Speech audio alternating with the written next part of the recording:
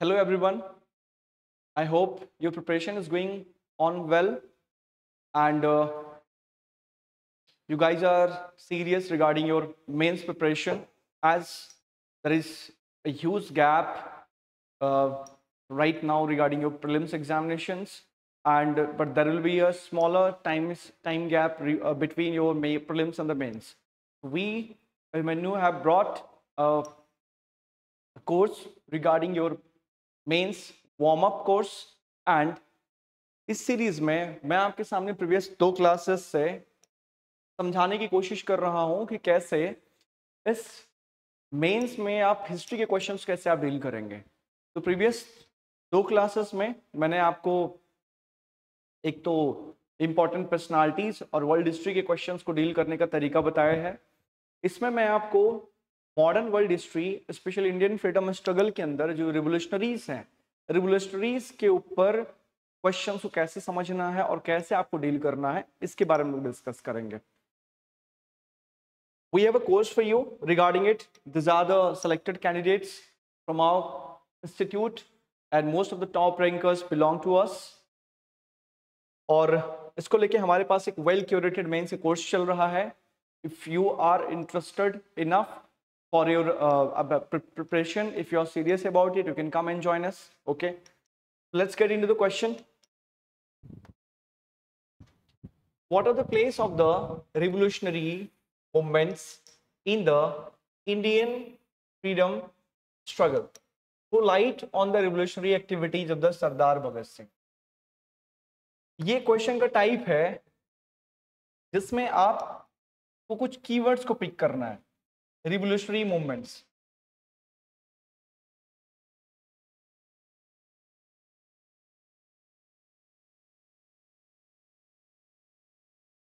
Revolutionary movements और revolutionary movements में अगर आप इसको देखोगे, revolutionary movement it is a part of the Indian freedom struggle.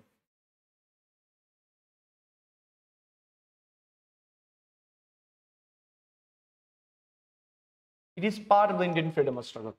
ठीक है, अब ये रिवोल्यूशनरी मूवमेंट है क्या, ये आता कैसे है? आपको थोड़ा सा इसका बैकग्राउंड जानना जरूरी कि इंडियन फ्रीडम स्ट्रगल से रिलेटेड चीजें चालू कैसे होती है। सबसे पहले जब भी इंडियन फ्रीडम स्ट्रगल आएगा तो इसका एक सीक्वेंस है। सीक्वेंस क्या है?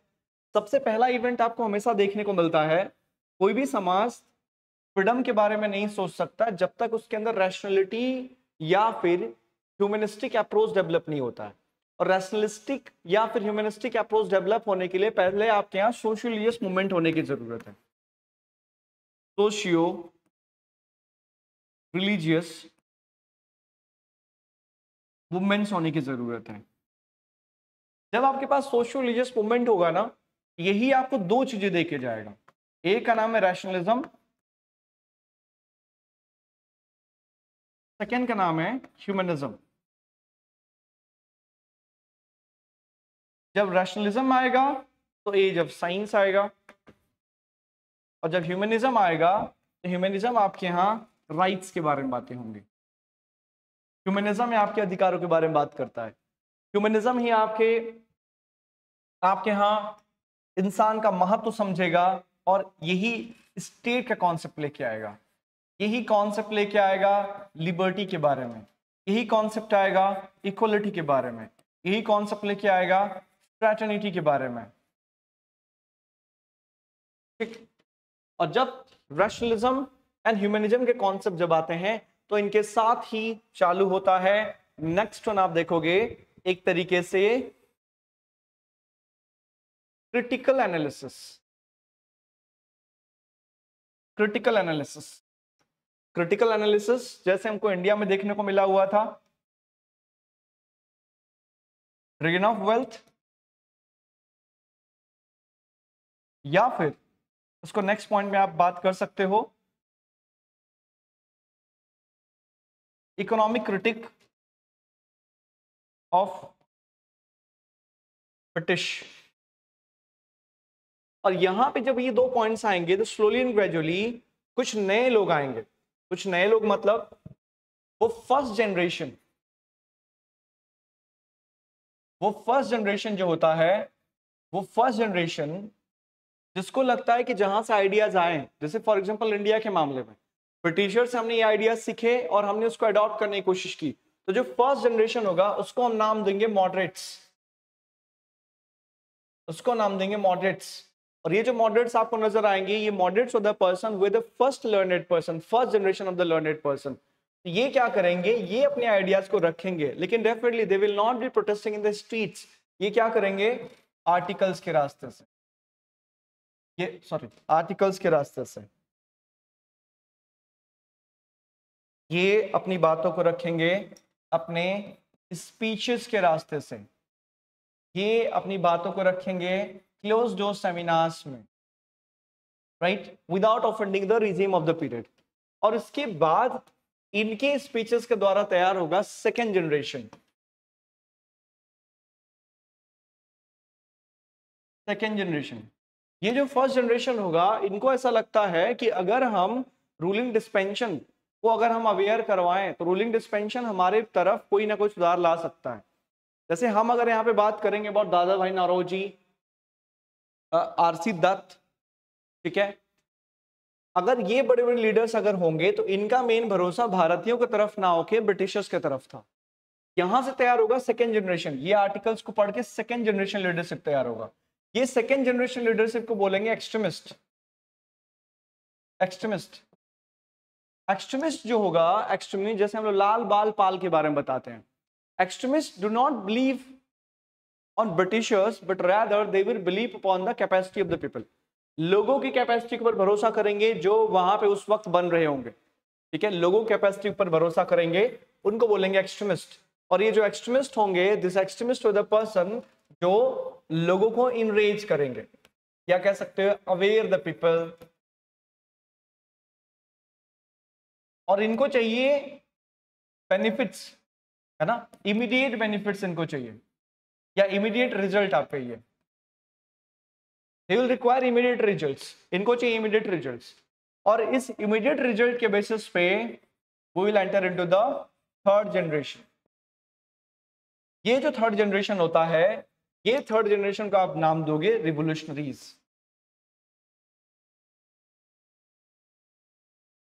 रिवोल्यूशनरीज यानी को आप क्रांतिकारी भी बोलते हो। रिवोल्यूशनरीज कैसे उभर के आएंगे, जो मॉडरेट्स होंगे, मॉडरेट्स का झुकाव ब्रिटिशर्स की तरफ होगा, ये ब्रिटिश के ऊपर भरोसा करेंगे कि वो ही सुधार ला सकते हैं, लोग तो पहले ही डार्क एज में बने हुए हैं। एक्सट्रीमिस्ट क्या अप्रोच रहेगा, एक्सट्रीमिस्ट मॉडरेट्स के से डिससेटिस्फाइड ना होने की वजह से एक्सट्रीमिस्ट निकल के आए, तो एक्सट्रीमिस्ट क्या बोलेंगे, एक्सट्रीमिस्ट का कहना होगा कि लोगों के ऊपर, लोगों की तरफ भरोसा करो, aware about the people, people के द्वारा पीपल की तरफ अवेयरनेस रखो।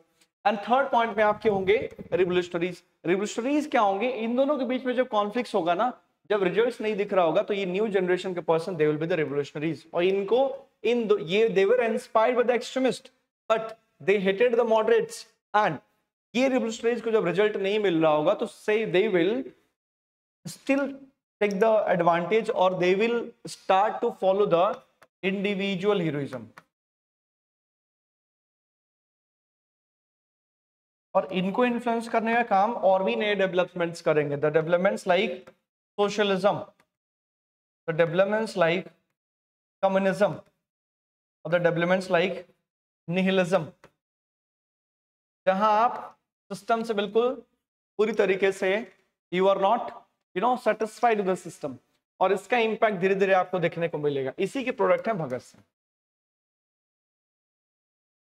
इसी के प्रोडक्ट है भगत सिंह। तो भगत सिंह का जो आपको 3 लेवल पे देखने को मिलेगा। सबसे पहले पॉलिटिकल एसोसिएशंस डेवलप करना, पॉलिटिकल एसोसिएशंस डेवलप करना, ठीक है, जैसे पंजाब नौजवान सभा, हिंदुस्तान सोशलिस्ट रिपब्लिकन एसोसिएशंस जैसे एसोसिएशन में पार्टिसिपेट होना, पॉलिटिकली अपने आप को एक्टिव रखना, सोशल एक्टिविटी को बरकरार रखना, जैसे पंजाब नौजवान सभा के थ्रू कम्युनलिज्म और उस समय के जो रिलीजन, जो अल्ट्रा रिलीजनिज्म था, उसको काउंटर करना, इंडिविजुअल हीरोइज्म पे विशेष ध्यान देना, चाहे सॉन्डर्स हत्याकांड के बारे में बातें हो, ठीक है। और थर्ड पॉइंट पे आप इसके बारे में देखोगे, अल्टीमेटली इन्होंने कोर्ट को कैसे इस्तेमाल किया to spread nationalism among the youths or to charge the youths. And finally, एक 22-23 years का जो youth था, finally he came to the limelight and he became a point of discussion during the between the Gandhi and Irwin, or you can say during the second roundtable conference which was going on in London. तो ये पूरा process आपको यहाँ पे ध्यान देके चलना है. जब ये पॉलिटिकल चीजों के बारे में बात कर रहे थे तो वहां राइट्स के बारे में बात कर रहे थे, अधिकारों के बारे में बात करते थे, डेमोक्रेसी के बारे में बात कर रहे थे, इनकम इनइक्वालिटी के बारे में बात कर रहे थे, इक्विटेबल डिस्ट्रीब्यूशन ऑफ रिसोर्सेज के बारे में बात कर रहे थे. बहुत सारी चीजें आपको यहाँ पे भगत सिंह के कैरेक्टरिस्टिक्स में आपको स्प्रेड होते हुए नजर आएंगे. लेकिन भगत सिंह या रिवोल्यूशनरीज अकेले नहीं है, ये इनका सारी तैयारी कहाँ से हो रखी है? फर्स्ट जनरेशन से हो रखी है. ये फर्स्ट जनरेशन 1857 ऑनवर्ड से तैयार हो गया था, 1857 के बाद. ये जब तीनों सीक्वेंस को आप देखोगे ना, तब इस आंसर को आप अच्छे तरीके से समझ पाओगे और लिख पाओगे. So it's not a big task, but history always means a continuity and the connectivity. ठीक है, तो आप हमारे साथ जुड़ोगे, we will be helping you to understand these all things, और आप इन सब provisions को समझते हुए चलोगे. कौन कौन से keywords को इस्तेमाल करना है, will be teaching you, guiding you, and with the regular answer writings and the discussions after it, it will be benefiting you a lot. Okay, so hope you to meet in the next class. Thank you.